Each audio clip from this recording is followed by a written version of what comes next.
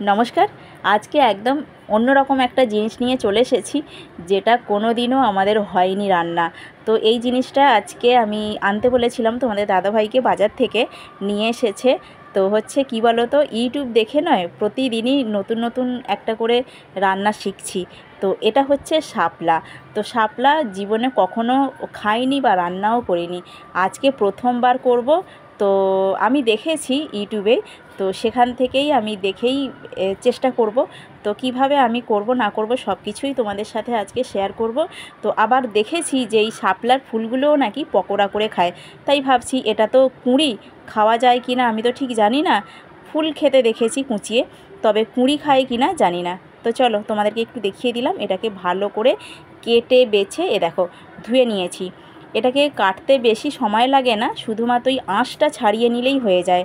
তো একদম আঁশটা নয়, গোটা গোটা উঠে আসছে, বেশ সুন্দর ছাড়ানো গেল।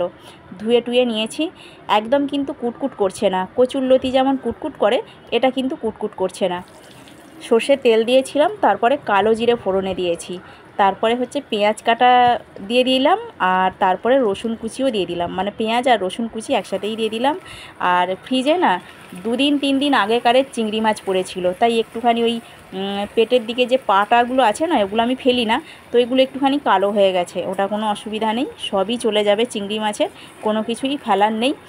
যাই হোক, তো আমি কিন্তু রান্নাটা এই রকমভাবেই দেখেছিলাম, নিরামিষের রান্না দেখেছিলাম। তো আমি শুধু এইখানে চিংড়ি মাছটা অ্যাড করেছি, ওই রসুন কুচি, পেঁয়াজ কুচি, তারপরে তেলের মধ্যে কালো জিরে ফোড়ন, এগুলো দিয়ে করেছে। তো আমি সেটা দেখেই শিখেছি, সেরকমই করছি।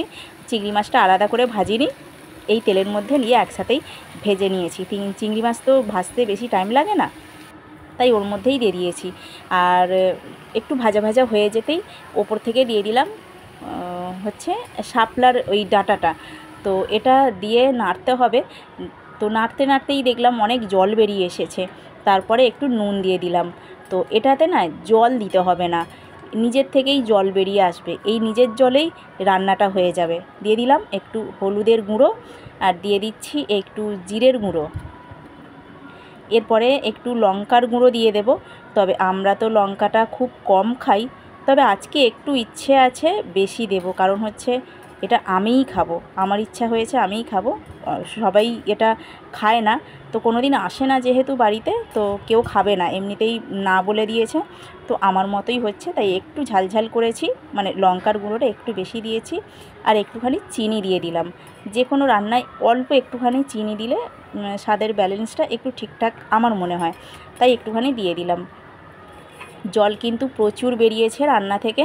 তো আজকে না প্রথমবার এটা কাটলাম, রান্না করলাম, আবার প্রথমবারই খাবো, কোনো দিনও খাইনি, এই সুযোগটা হয়নি। তো আজকে রান্না করলাম, জানি না খেতে কেমন হবে। তো অনেককেই আর কি বলতে শুনেছি খুব সুন্দর নাকি খেতে। এর আগের বছরও আমি কচুরলতি প্রথমবার রান্না করেছিলাম, ভালোই খেতে লেগেছিল। আরে দেখো তরকারিটা এখানে হয়ে গেছে, একদম একটু জুস জুস রেখেছি, মানে ঝোল ঝোল রেখেছি, একেবারে শুকনো করিনি, ভাতে মেখে খাবো তাই। তো আজকে আমি এটা রান্না করলাম, প্রথম শাপলা রান্না। তো সেটাই তোমাদের সাথে শেয়ার করলাম, কেমন হয়েছে তোমরা কিন্তু অবশ্যই কমেন্ট করে জানাবে।